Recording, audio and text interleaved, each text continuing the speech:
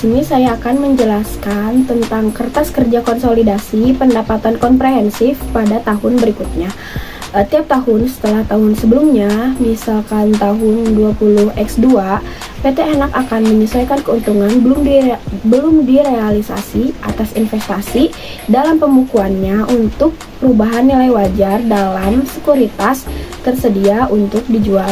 Sebagai contoh, jika nilai investasi PT Anak meningkat sebesar 5 juta selama tahun 2020, PT Anak akan meningkatkan nilai tercatat investasi pada sekuritas sebesar 5 juta dan mengakuisisi sebagai elemen dari pendapatan komprehensif lain tahun 2020.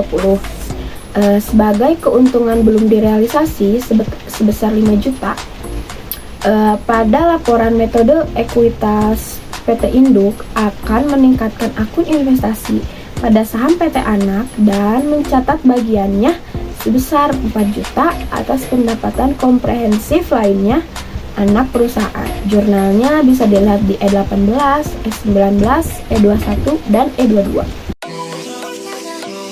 Selanjutnya ada pertimbangan tambahan tentang akun valuasi pada anak perusahaan pada akuisisi.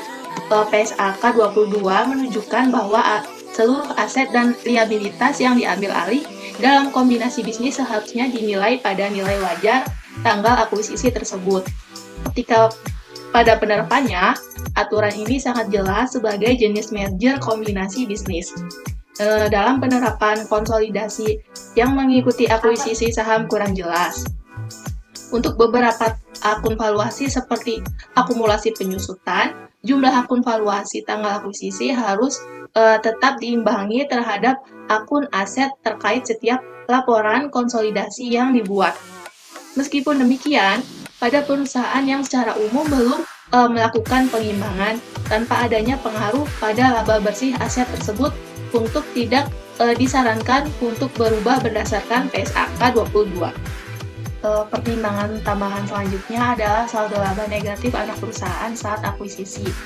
Pada saat induk perusahaan membeli anak perusahaan dengan saldo laba negatif, akumulasi defisit anak perusahaan saat akuisisi tidak menimbulkan masalah khusus dalam proses konsolidasi. Nah, ayat jurnal eliminasi yang dibuat dalam kertas kerja konsolidasi kecuali bahwa saldo debit laba anak perusahaan dieliminasi dengan ayat jurnal kredit. Nah, untuk jurnal eliminasi saldo investasinya dengan mendebit modal saham biasa pada anak perusahaan dan juga selisih, dan mengkredit saldo laba dan juga investasi pada saham PT Anak. Materi selanjutnya adalah pelepasan aset anak perusahaan yang terkait selisih. Pelepasan aset biasanya memiliki implikasi laporan laba rugi.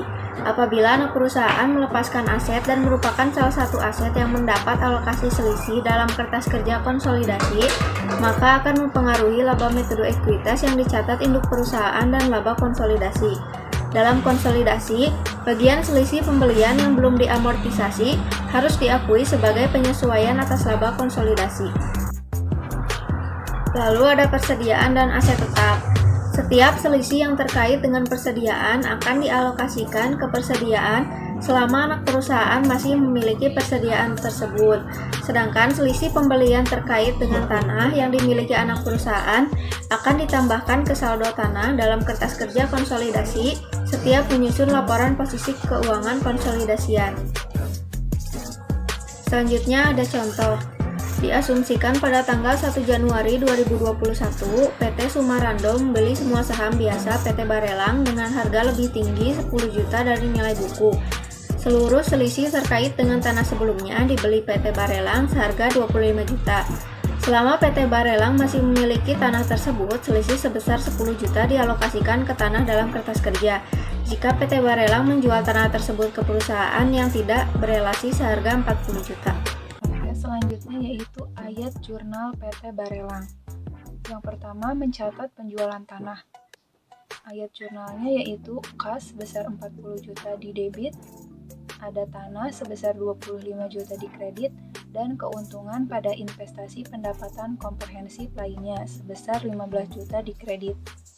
Walaupun keuntungan sebesar 15 juta sesuai untuk dilaporkan PT Barelang, biaya perolehan tanah untuk entitas konsolidasi adalah 35 juta. Dari 25 juta ditambah 10 juta. Kemudian untuk mengalokasikan selisih awal, jurnalnya yaitu keuntungan penjualan tanah sebesar 10 juta di debit dan selisihnya 10 juta di kredit. Jika PT Barelang menjual tanah tersebut seharga 32 juta, keuntungan sebesar 7 juta didapat dari 32 juta dikurangi 25 juta. Yang dicatat oleh PT Barelang harus dieliminasi, dan kerugian sebesar 3 juta dari 35 juta dikurangi 32 juta akan diakui dalam laporan laba rugi konsolidasi. Ayat jurnal eliminasi untuk mengalokasikan selisih awalnya yaitu keuntungan penjualan tanah sebesar 7 juta di debit dan kerugian penjualan tanah sebesar 3 juta di debit. Kemudian selisih sebesar 10 juta di kredit. Kemudian ada konsolidasi tahun kombinasi bisnis, yaitu untuk mengilustrasikan cara penyusunan laporan keuangan konsolidasi jika induk perusahaan mencatat investasinya di anak perusahaan menggunakan metode biaya akan digunakan lagi. Baik, di sini saya akan menjelaskan tentang contoh dari konsolidasi tahun kombinasi bisnis. Untuk mengilustrasikan cara penyusunan laporan keuangan konsolidasi, jika induk perusahaan mencatat investasinya secara metode biaya. Di sini ada contoh studi kasus dari PT Induk dan PT Anak. PT Induk membeli 80% saham biasa PT Anak pada tanggal 1 Januari 2001 seharga 310 juta rupiah. Pada tanggal tersebut, nilai buku PT Anak secara keseluruhan sebesar 300 juta rupiah dan nilai wajar dari 20% kepentingan dari non-pengendali sebesar 77.500.000 rupiah. Selisih total yaitu 87.500.000 rupiah berasal dari 310 juta rupiah ditambah 77.500.000 rupiah dikurangi 300. Nah, dari total selisih yang 87.500.000 rupiah ini terdapat beberapa bagian akun. Yang pertama itu ada 5 juta berhubungan dengan persediaan yang terjual pada tahun 2001, 10 juta berhubungan dengan tanah, 60 juta berkaitan dengan bangunan dan peralatan yang memiliki masa ekonomi selama 10 tahun dari tanggal kombinasi, dan 12.500.000 berkaitan dengan goodwill yang dikurangi oleh 3.125.000 dari kerugian penurunan nilai selama 2001 dan tetap konstan setelahnya. Nah, untuk mencatat transaksi tadi, maka PT Induk perusahaan melakukan pencatatan menggunakan metode biaya. Yang pertama yaitu mencatat pembelian saham PT Anak. PT Induk menjurnal yaitu yang pertama ada investasi pada saham PT Anak sebesar 310 juta rupiah pada kas sebesar 310 juta rupiah.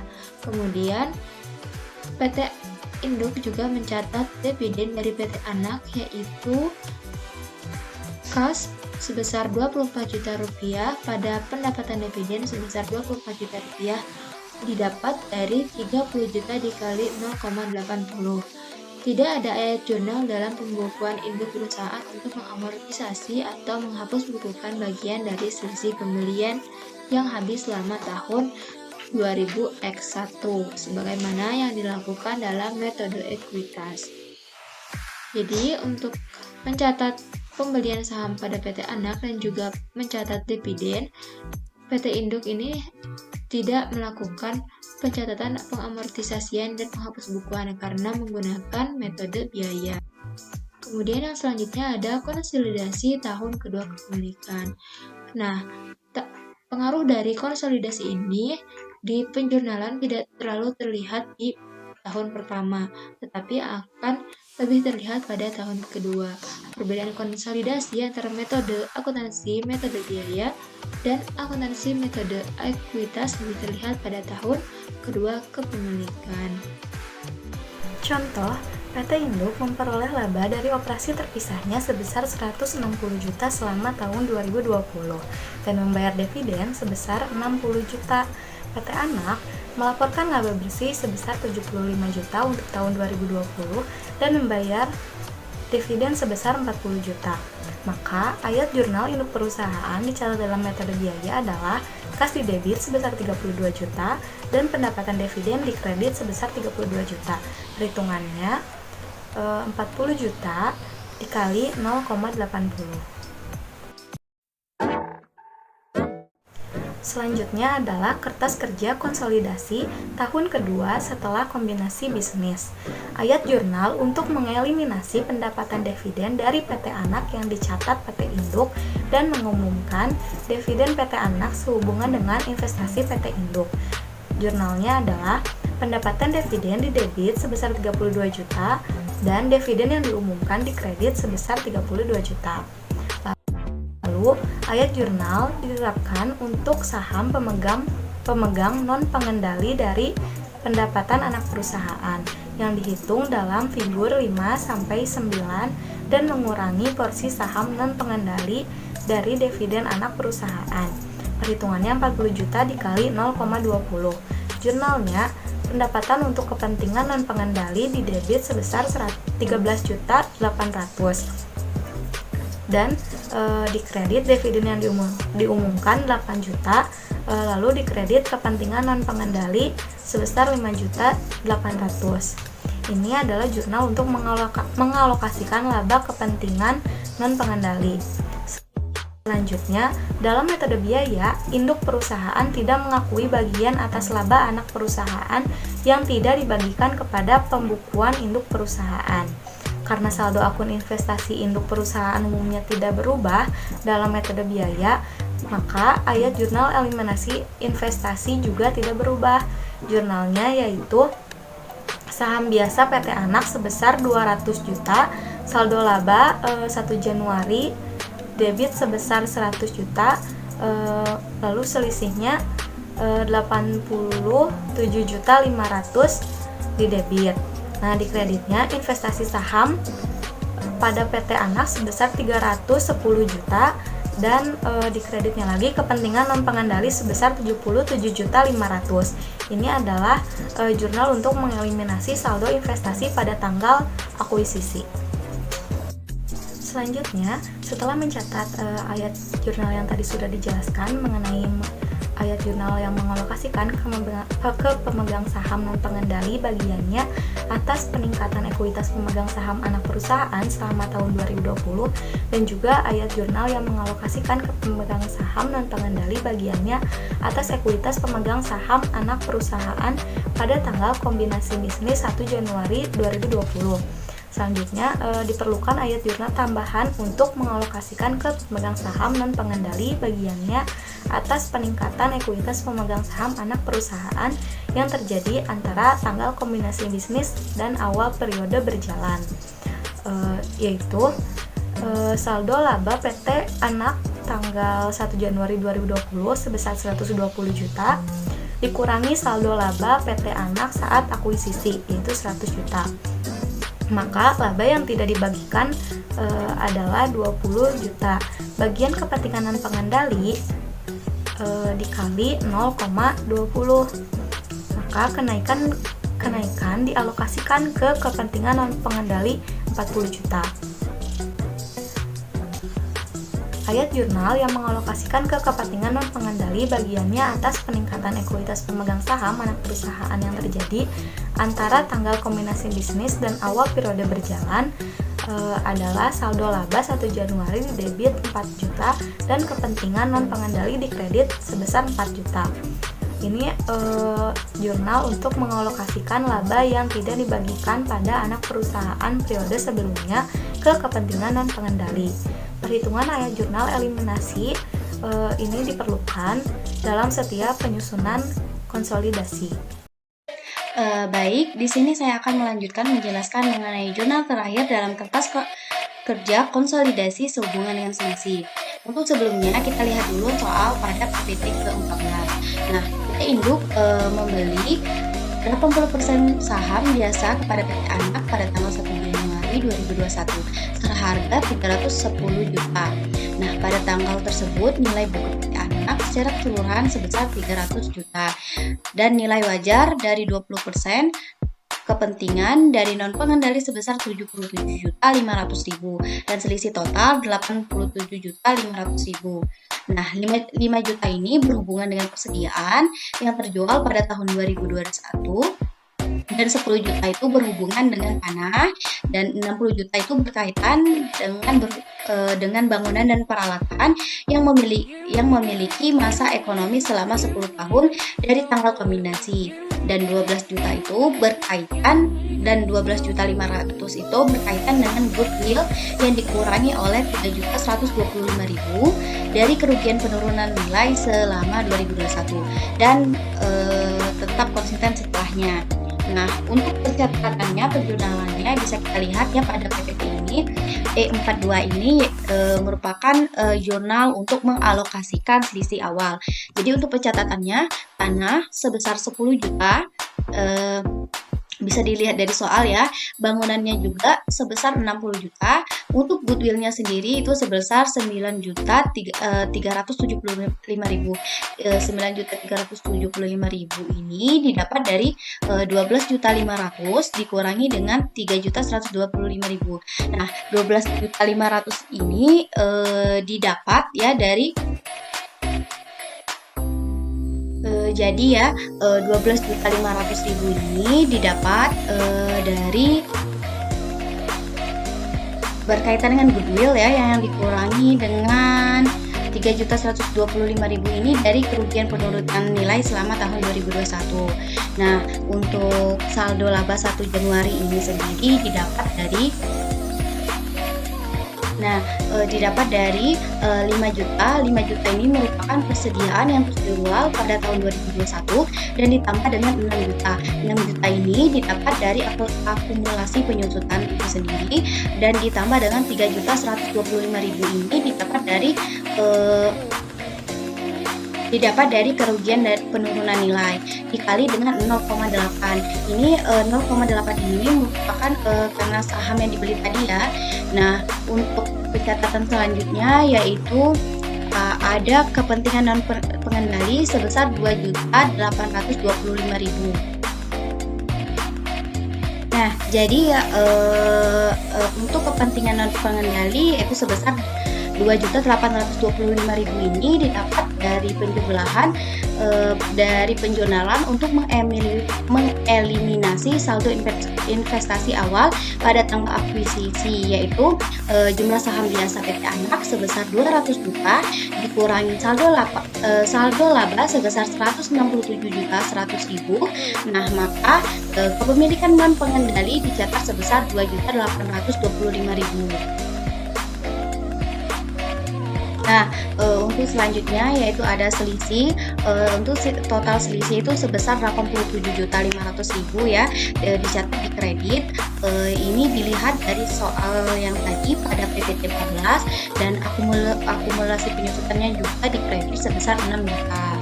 Nah, untuk pencatatan yang selanjutnya yaitu E43 yaitu pencatatan atau penjurnalan mengamortisasi selisih terkait dengan bangunan dan peralatan. Di sini dicatat di debitnya yaitu beban penyusutan sebesar 6 juta dan akumulasi penyusutannya sebesar 6 juta di kredit. Ayat jurnal E42 ini menetapkan jumlah awal selisih pembelian sehingga akun aset dan kontra aset anak perusahaan menjadi saldo konsolidasi yang seharusnya pada awal tahun 20X2. Nah, untuk ayat jurnal pada E43 itu mengamortisasi bagian selisih terkait bangunan dan peralatan untuk tahun 2000X2. Nah, penentuan selisih dalam jurnal E42 ini berdasarkan pada nilai wajar pada tanggal akuisisi aset PT Anak Persediaan sejumlah 5 juta dari selisih yang diterapkan pada tanggal kombinasi bisnis telah terjual pada tahun 2000X1 hingga tidak dimunculkan. Nah, untuk saldo goodwill-nya menggambarkan penurunan nilai sebesar 3.125.000 sejak tahun 2000X1. Nah, tambahan depresiasinya sebesar 6 juta yang diakui dalam kertas kerja pada tahun 2000X1 ditambahkan dalam akumulasi penyusutan dalam kertas kerja periode ini karena ayat jurnal kertas kerja itu tidak berubah tiap tahunnya. Nah ya, untuk ayat jurnal E42 ini juga mengurangi dua kepentingan kepemilikan untuk kepentingan non pengendali dan kepentingan pengendali. Nah, untuk saham proporsional dari penghapusan selisih pada 2000X1. Nah, total selisih itu dihapus bukukan pada tahun 2000X1 adalah sebagai berikut yang dihapuskannya ya. Total selisih dihapus bukukannya yang pertama itu ada jumlah terkait dengan penjualan persediaan di tahun 2000X1 sebesar 5 juta ya. Nah, untuk penambahan penyusutan dari bangunan dan peralatannya sebesar 6 juta dan penurunan nilai goodwill-nya sebesar 3.125.000. Nah, jadi total selisihnya itu 14.125.000 pengurangan saldo laba awal. Untuk selanjutnya yaitu ada saldo laba konsolidasi. Jadi saldo laba konsolidasi pada 1 Januari pada tahun 2000X2 ini diperoleh dari kertas kerja konsolidasi dengan menggabungkan saldo laba induk perusahaan dan saldo laba anak perusahaan dengan debit dan kredit dari beberapa ayat jurnal eliminasi. Nah, saldo 1 Januari 2000X2 ini sebesar 408.700.000 ini.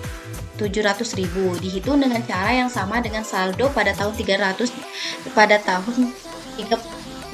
Desember tahun 2000X2.